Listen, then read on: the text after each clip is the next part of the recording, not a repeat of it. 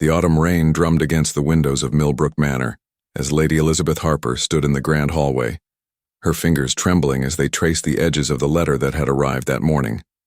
The royal seal felt heavier than usual, its weight seeming to press down on her chest with each breath. Her husband, Lord James Harper, watched from the doorway of his study, his usually confident posture now curved with uncertainty. The news had spread through the estate like wildfire. Their beloved daughter, Princess Charlotte Harper, had been killed in a tragic car accident while returning from a charity event in Scotland. The young princess, known throughout the kingdom for her infectious laugh and tireless work with children's hospitals, was gone at just 28 years old. The accident had happened on a rainy evening, much like this one, when her car had skidded off a narrow mountain road.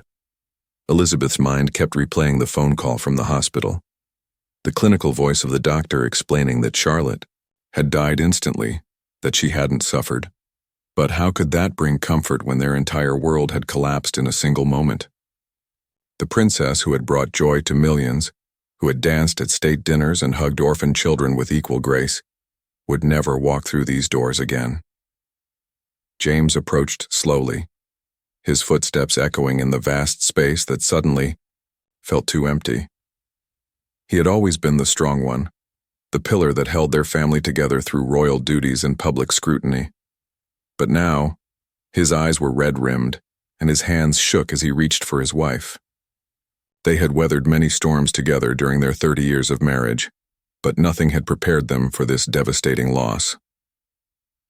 The staff moved quietly through the manor, their usual cheerful conversations replaced by whispered condolences and careful glances. Mrs. Patterson, the head housekeeper who had helped raise Charlotte from birth, could barely contain her tears as she prepared the family's tea. She remembered the little girl who used to slide down the marble banisters and hide in the kitchen cupboards, begging for extra biscuits. Now those memories felt both precious and impossibly painful. Outside, news vans had already begun gathering, at the estate gates. Reporters clutched their cameras and microphones, eager to capture the family's grief for the front pages of tomorrow's newspapers. The public's love for Princess Charlotte had been genuine and deep, but Elizabeth felt overwhelmed by the thought of sharing their private pain with the entire nation. How could they mourn properly when every tear would be photographed and every word analyzed? The telephone had been ringing constantly since the news broke. Prime ministers, foreign dignitaries, and family friends all called to express their condolences. But Elizabeth found herself unable to answer most of the calls. What words could possibly capture the magnitude of their loss? How could she thank people for their sympathy when her heart felt completely shattered? As evening approached, Elizabeth found herself in Charlotte's childhood bedroom, untouched since she had moved to her own residence 5 years earlier. The walls were still painted in soft lavender, Charlotte's favorite color, and her collection of stuffed animals sat exactly where she had left them. A half-finished puzzle of the London skyline lay scattered across the small desk by the window, a reminder of simpler times when the princess was just their daughter, not a public figure. James joined her there, and they sat together on Charlotte's narrow bed surrounded by the memories of their daughter's youth. Photo albums filled with family holidays, school plays, and writing competitions covered the nightstand. In every picture, Charlotte's smile seemed to light up the entire frame. She had inherited Elizabeth's kind eyes and James's determined chin, creating a perfect blend of compassion and strength that had made her beloved by all who knew her. The weight of planning a royal funeral loomed ahead of them. There would be protocols to follow, guest lists to approve, and speeches to write.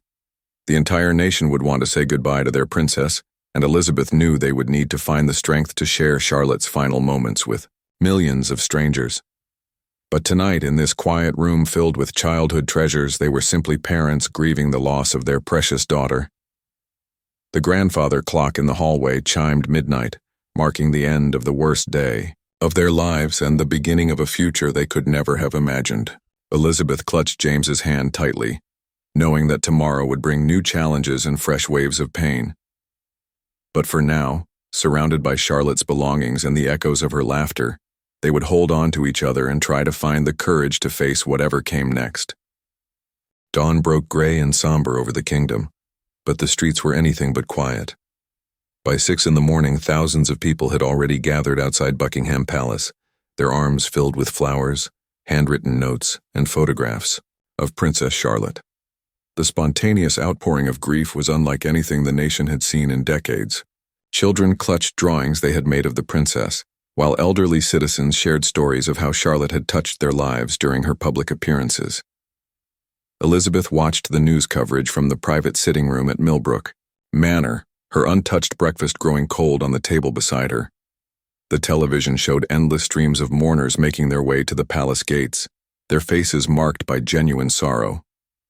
A young mother held her toddler up to place a teddy bear among the growing memorial, explaining in a gentle voice that Princess Charlotte had gone to heaven to take care of the angels there. The palace staff had worked through the night to coordinate with city officials about managing the crowds.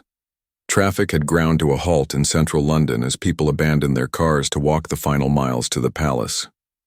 Florists across the city had sold out of white roses, Charlotte's favorite flower, and local schools had organized special assemblies to help children understand the loss of someone they had admired so deeply.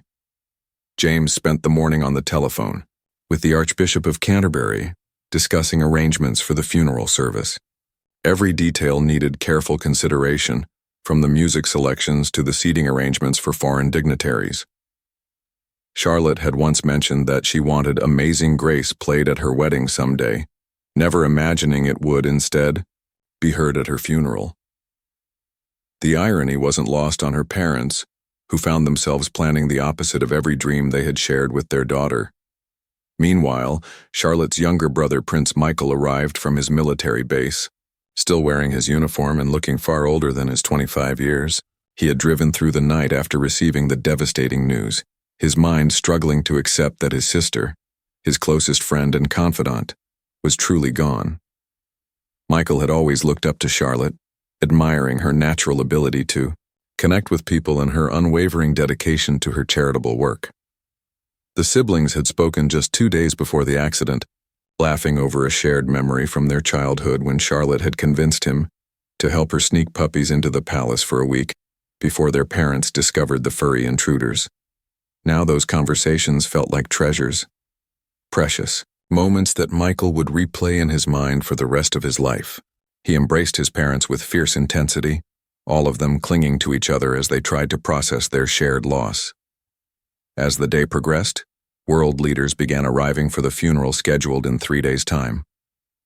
The President of the United States issued a statement calling Charlotte a beacon of hope and compassion in an often dark world. The Prime Minister announced that flags would fly at half-mast across the country for a full week, and a national minute of silence would be observed at the time of Charlotte's funeral. Elizabeth found herself overwhelmed by the logistics of grief. The funeral director presented her with countless decisions: the type of casket, the arrangement of flowers, the order of service. Each choice felt impossibly significant, as if the wrong decision could somehow dishonor Charlotte's memory. How could she choose between white lilies and white roses when Charlotte had loved all flowers equally? How could she select hymns when every song seemed either too sad or not sad enough? The media coverage continued relentlessly throughout the day. News anchors shared fond memories of Charlotte's public appearances, showing footage of her reading to children at hospitals and dancing with elderly residents at care homes. The princess had possessed a rare gift for making everyone she met feel special and valued. Whether she was attending a state dinner or visiting a local charity, Charlotte had approached each interaction with genuine interest and warmth. By evening, the memorial outside the palace had grown to cover nearly a city block. Candles flickered in the gathering dusk, creating a sea of gentle light that could be seen from miles away. People stood in quiet clusters, strangers comforting strangers as they shared stories about how Princess Charlotte had inspired them. A group of teenagers had organized a candlelight vigil, and their young voices rose in harmony as they sang Charlotte's favorite hymn. Back at the manor, Elizabeth walked through the formal gardens where Charlotte had learned to walk as a toddler. The rose bushes were bare now, preparing for winter's sleep, but she could almost see her daughter's ghost running between the hedges, her long hair streaming behind her as she chased butterflies on summer afternoons. James joined her among the dormant flower beds, and together they watched the first stars appear in the darkening sky. The couple knew that tomorrow would bring fresh challenges and new waves of grief. There would be more difficult decisions to make, more protocol to navigate, and more public appearances to endure. But tonight, as the nation mourned alongside them, Elizabeth and James found a strange comfort in knowing that their daughter's life had mattered deeply to so many people. Charlotte's legacy of kindness and compassion would live on in the hearts of everyone she had touched, creating a kind of immortality that even death could not diminish. The morning of the second day brought an unexpected visitor to Millbrook Manor. Sarah Mitchell, Charlotte's closest friend since university, arrived with red-rimmed eyes and a worn leather journal clutched tightly in her hands. She had driven straight from Edinburgh, where she worked as a doctor, unable to bear the thought of Elizabeth and James facing their grief alone. Sarah had been like a second daughter to the Harper family, spending countless holidays at the manor and serving as Charlotte's maid of honor at royal events. Sarah sat with Elizabeth in the morning room, the journal open between them on the antique coffee table. The pages were filled with Charlotte's handwriting, documenting her hopes and dreams for the future. She had written about her plans to expand her charity work, her desire to visit schools in remote areas of the kingdom, and her secret dream of opening a children's hospital that would provide free care to families in need. Each entry revealed the depth of Charlotte's commitment to making the world a better place. The most difficult entry to read was dated just a week before the accident. Charlotte had written about feeling truly happy for the first time in months, excited about a new education initiative she was planning to launch. She described meeting with teachers and students at a struggling school in Manchester, how their enthusiasm had renewed her sense of purpose. The princess had ended the entry with a note about planning a surprise visit to her parents the following month, wanting to share her exciting news about the education project in person. Meanwhile, James worked with the palace protocol officer to finalize the funeral arrangements. Westminster Abbey had been chosen for the service, its Gothic architecture providing a solemn backdrop for the nation's farewell.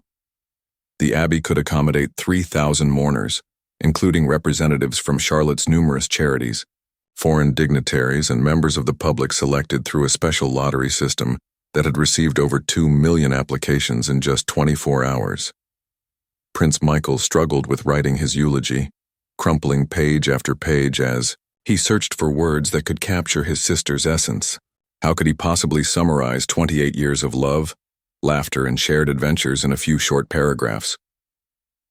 He remembered Charlotte teaching him to ride his first bicycle in the manor's courtyard, her patient encouragement when he scraped his knee and wanted to quit. She had always believed in him, even when he doubted himself, and her unwavering support had shaped him into the man he had become. The palace received hundreds of requests for interviews from journalists around the world, all wanting to share their memories of Princess Charlotte. The family decided to honor these requests selectively, choosing to speak with representatives from the charities Charlotte had supported rather than traditional media outlets. They wanted her legacy to be remembered through the work she had been passionate about, not through sensationalized headlines or speculation about the accident. Elizabeth found herself drawn repeatedly to Charlotte's private study in the manor's East Wing, a cozy room lined with books and filled with photographs from her charity work. The desk was covered with half-finished correspondence, thank you notes Charlotte had been writing to volunteers, and plans for upcoming events. A calendar on the wall showed appointments stretching months into the future, including a visit to a children's cancer ward that would now never happen. Among Charlotte's papers, Elizabeth discovered something that took her breath away. Her daughter had been quietly planning to establish a foundation in her parents' honor, wanting to surprise them on their upcoming wedding anniversary. The detailed proposal outlined programs to support grieving families based on Charlotte's own experiences helping her parents through difficult times in the past. The thoughtfulness of the gesture, even in planning, brought fresh tears to Elizabeth's eyes. The afternoon brought a steady stream of visitors to the manor. Representatives from Charlotte's charities came to pay their respects and share stories about the princess's impact on their organizations. A group of children from the local hospital arrived with their parents, carrying handmade cards and sharing memories of Charlotte's visits. One little girl, barely 6 years old, whispered to Elizabeth that Princess Charlotte had promised to teach her to braid her hair the next time she visited, and wondered if she could keep that promise in heaven. As evening approached, the family gathered in the library to review the final funeral arrangements. The service would begin at 11 in the morning, with a procession through London streets allowing the public to say goodbye. Charlotte's casket would be draped with the royal standard and adorned with a single bouquet of white roses from the manor's garden. The simplicity of the arrangement reflected Charlotte's own preferences for understated elegance over elaborate displays. The most challenging decision involved selecting pallbearers. Charlotte had touched so many lives that choosing just 8 people seemed impossible. They eventually decided on a combination of family members, close friends, and representatives from her most beloved charities. Prince Michael would serve as the lead pallbearer, accompanied by Sarah, 2 childhood friends and 4 young people whose lives had been changed by Charlotte's charitable work. James spent his evening writing letters to foreign heads of state, who would be attending the funeral, personally thanking them for their support during this difficult time. The responses had been overwhelming, with messages of condolence pouring in from every corner of the globe. Charlotte's work had truly been international in scope, and her death was being mourned far beyond the borders of their own kingdom. As the family prepared for bed, Elizabeth made one final visit to Charlotte's room. She sat at her daughter's writing desk and penned a letter that would never be sent, pouring out all the words she wished she could say. She wrote about her pride in Charlotte's accomplishments, her gratitude for the joy Charlotte had brought to their lives, and her promise to carry on the charitable work her daughter had been so passionate about. The act of writing brought a small measure of peace, as if she was still able to communicate with Charlotte across the impossible distance that now separated them. The morning of Princess Charlotte's funeral dawned clear and cold, with a crisp November sky that seemed to stretch endlessly above London. Elizabeth woke before sunrise, her body exhausted, but her mind racing with the knowledge that this would be the last day she would see her daughter. She dressed carefully in black, pinning Charlotte's favorite brooch to her coat, a small butterfly made of diamonds that had been Charlotte's 21st birthday gift from her grandmother. By 7 in the morning, crowds had already begun gathering along the funeral procession route. People had traveled from every corner of the kingdom and beyond, some camping overnight to secure a spot along the path where Charlotte's casket would pass. Families stood together in the early morning chill, sharing thermoses of tea and quiet conversations about their memories of the beloved princess. Many wore white ribbons, Charlotte's signature color, creating a river of remembrance that stretched for miles through the city streets. At Westminster Abbey, final preparations were being completed under the watchful eyes of the palace staff.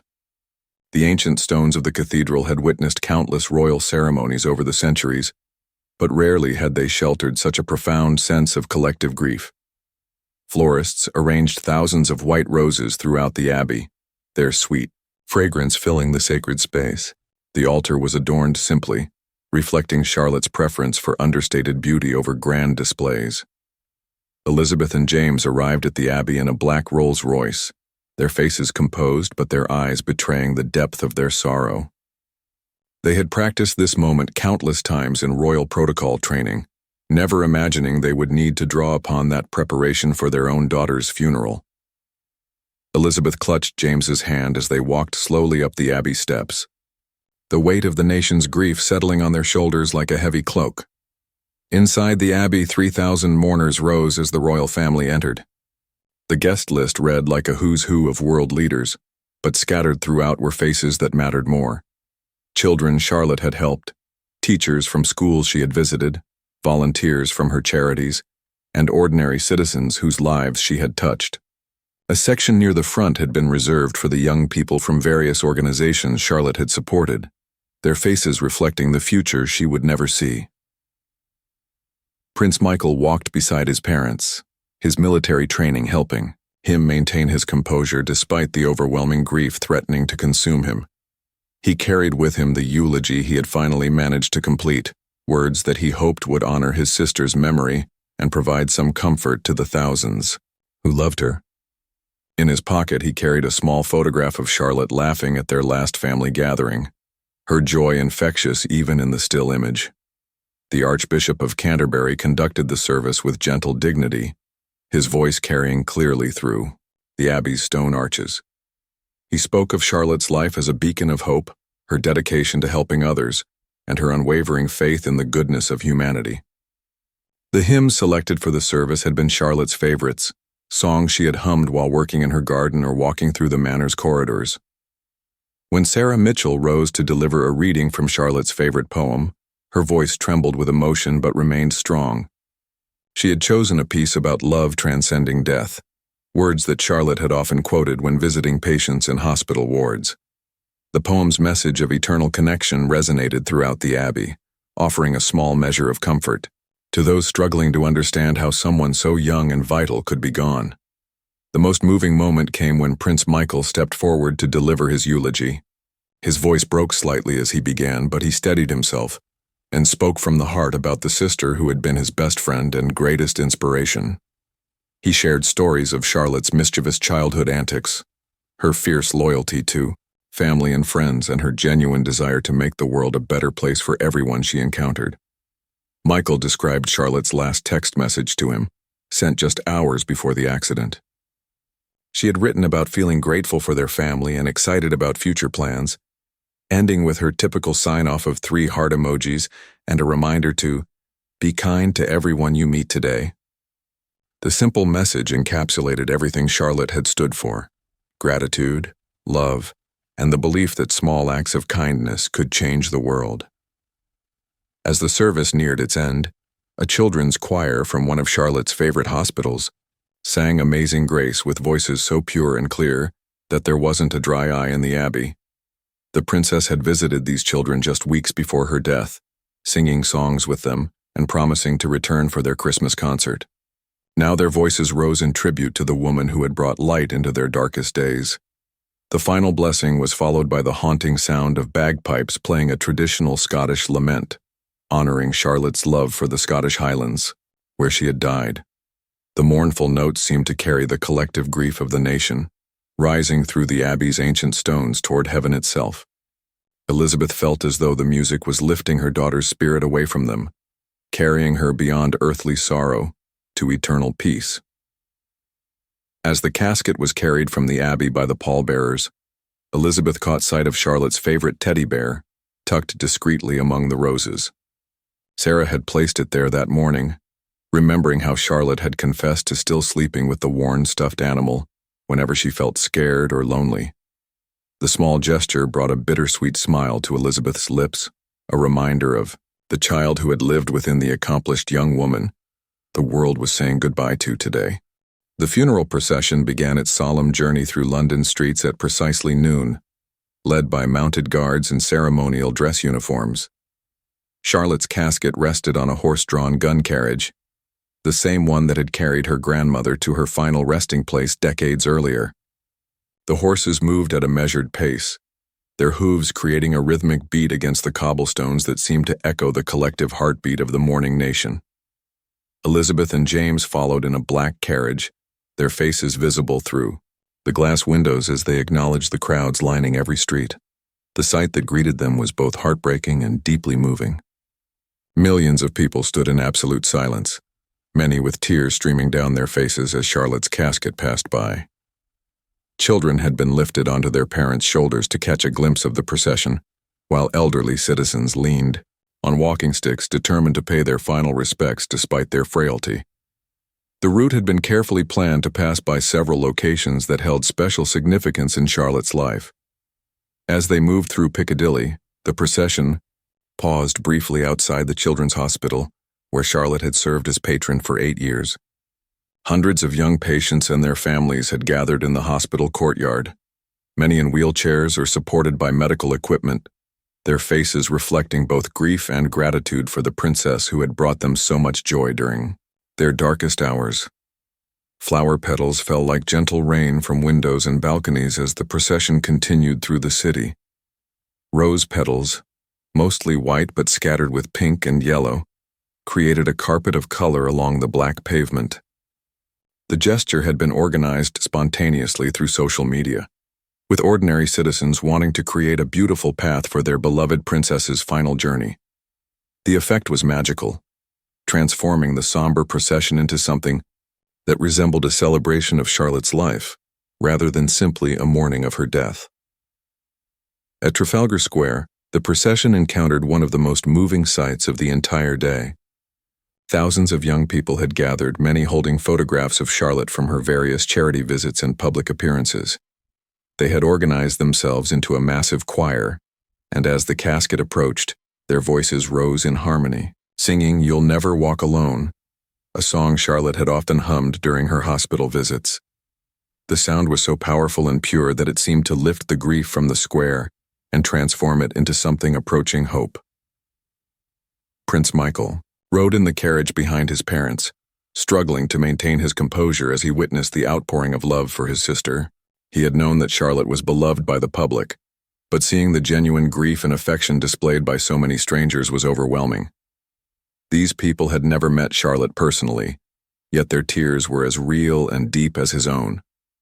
It became clear that Charlotte had somehow managed to touch individual hearts even while serving the nation as a whole. The procession paused again outside the primary school in East London, where Charlotte had launched her literacy initiative, just 6 months earlier. The entire student body had gathered in the playground, dressed in their school uniforms with white ribbons pinned to their lapels. As the casket passed, they released hundreds of white balloons into the gray November sky, each balloon carrying a handwritten message to Princess Charlotte. The balloons drifted upward like prayers, carrying the children's love and gratitude toward the clouds. Television cameras captured every moment of the procession, broadcasting the images to billions of viewers worldwide. News anchors spoke in hushed tones about the unprecedented display of public grief, comparing it to other historic moments when the nation had come together in mourning. But there was something unique about this farewell that transcended typical royal protocol. Charlotte's death had touched something fundamental in the human spirit, reminding people of the importance of kindness and compassion in an often harsh world. As the procession moved through the streets of South London, passing through neighborhoods where Charlotte had conducted many of her charity visits, the crowds grew even larger and more diverse. People from every background and walk of life stood side by side, united in their shared loss. Elderly veterans stood next to young mothers, business executives next to students, all equal in their grief and their determination to honor Charlotte's memory. The most powerful moment came as they passed the homeless shelter where Charlotte had volunteered monthly for the past 5 years. The residents had gathered outside, many holding signs with simple messages like, "Thank you, Princess," and "You cared for us." These were people who society often overlooked, but Charlotte had seen their humanity and treated them with the same respect and dignity she showed to world leaders. Their presence at her funeral spoke to the authenticity of her compassion and the breadth of her impact. Elizabeth watched the crowds through her carriage window and felt simultaneously heartbroken and proud. The sight of so many people mourning her daughter was almost unbearable, but their genuine love and gratitude provided a strange comfort. Charlotte's life had mattered deeply to these strangers, and her death was creating a moment of shared humanity that transcended social barriers and brought out the best in everyone who participated. As the procession neared its final destination, at the Royal Cemetery, Elizabeth noticed that many people in the crowds were not just watching passively, but were actively participating in creating something beautiful. Some had brought musical instruments and were playing gentle melodies, while others had created artwork or poetry to display along the route. The entire city had become a canvas for expressing love and loss, transforming Charlotte's funeral into a massive collaborative tribute to her life and legacy. The final ceremony at the Royal Cemetery was intimate and private, attended only by family and Charlotte's closest friends. As the casket was lowered into the ground beside her grandparents, Elizabeth felt as though a part of her own heart was being buried as well. The Archbishop spoke brief words of committal, but the true farewell came from the simple gestures of those who loved Charlotte most. Sarah placed a single white rose on the casket, while Prince Michael left the photograph he had carried throughout the day, wanting his sister to have a reminder of happier times. James stood with his arm around Elizabeth's shoulders, both of them drawing strength from their shared grief and their memories of the extraordinary young woman they had been privileged to call their daughter. The cemetery was peaceful, surrounded by ancient oak trees that would stand sentinel over Charlotte's resting place for generations to come. In the distance, they could hear the faint sounds of the crowds dispersing from the city streets, but here in this quiet corner of the world, there was only love and loss and the hope of eventual healing. The days following the funeral brought an unexpected challenge: what to do with the overwhelming response from the public. Millbrook Manor was inundated with letters, flowers, and charitable donations made in Charlotte's memory. The staff worked around the clock to acknowledge every message, understanding that each person who had written deserved a response to their expression of sympathy. Elizabeth read many of the letters personally, finding comfort in the stories people shared about how Charlotte had touched their lives. One letter particularly moved her, written by a young teacher in Wales whose school Charlotte had visited the previous year. The woman described how Charlotte's interest in her students' poetry had inspired them to continue writing, even the most reluctant learners. Several of the children had gone on to win regional competitions, and they credited Princess Charlotte's encouragement for their success. The teacher enclosed a collection of poems the students had written about Charlotte after her death, their words capturing the princess's spirit with surprising maturity and grace. Prince Michael threw himself into the work of establishing the charitable foundation Charlotte had been secretly planning. Working with Sarah and the palace staff, they created the Princess Charlotte Foundation, dedicated to supporting education, health care, and assistance for grieving families. The foundation's first initiative would be completing the projects Charlotte had been working on at the time of her death, ensuring that her commitments to various organizations would be honored. The foundation's headquarters was established in a converted manor house near London, with offices designed to reflect Charlotte's love of natural light and growing things. Indoor gardens filled the common areas, and every room contained photographs from Charlotte's charity work, serving as daily inspiration for the staff who would carry on her mission. Within 6 months, the foundation had received enough donations to fund programs for the next decade, a testament to the lasting impact of Charlotte's brief but meaningful life. Elizabeth found healing through her involvement with the foundation, particularly in the programs designed to help other parents who had lost children. She discovered that sharing her grief with others who understood the devastating nature of such a loss provided comfort that well-meaning friends could not offer. The foundation's grief counseling programs became some of the most successful in the country, helping hundreds of families navigate the impossible journey of learning to live with loss. A year after Charlotte's death, the family established an annual memorial service at Westminster Abbey, open to anyone who wanted to honor Charlotte's memory. The first anniversary service drew thousands of attendees, including many of the same faces from the funeral procession: children who had grown taller, patients who had recovered from their illnesses, and volunteers who continued Charlotte's charitable work, all gathered to celebrate her lasting impact on their lives. The service included the presentation of the Princess Charlotte Award for Outstanding Service to Others, given annually to young people who exemplified Charlotte's commitment to helping others. The first recipient was a 16-year-old boy who had started a program to provide free tutoring for struggling students in his community. As he accepted the award from Elizabeth's hands, she saw something of Charlotte's spirit shining in his eyes, proof that her daughter's legacy would continue through the actions of others.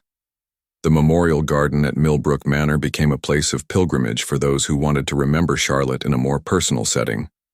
Elizabeth and James opened the gardens to the public on Charlotte's birthday each year, allowing visitors to walk among the roses Charlotte had loved and sit in the quiet spaces where she had found peace. Many people brought their own flowers to plant, creating a living memorial that grew more beautiful with each passing season. As the second anniversary of Charlotte's death approached, Elizabeth realized that her grief had not disappeared but had transformed into something more manageable.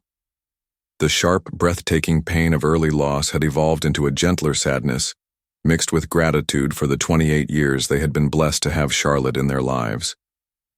She still missed her daughter every day, still reached for the phone to call her when something wonderful or terrible happened, but she had learned to carry the love alongside the loss. James often found Elizabeth reading in Charlotte's old room, which they had converted into a private library filled with books about grief, healing, and service to others.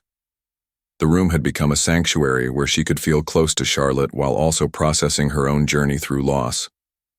On quiet evenings, she would sit by the window where Charlotte used to do her homework, watching the sun set over the gardens and feeling grateful for the love that death could not diminish.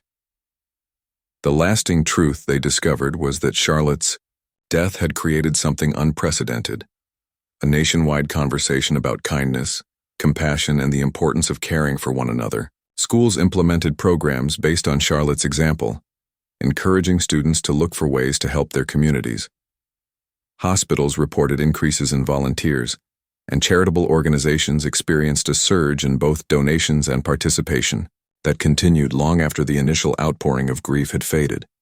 Charlotte's life had been brief but remarkable, and her death had somehow amplified the impact of her compassionate spirit, inspiring others to carry forward her mission of making the world a gentler place for everyone.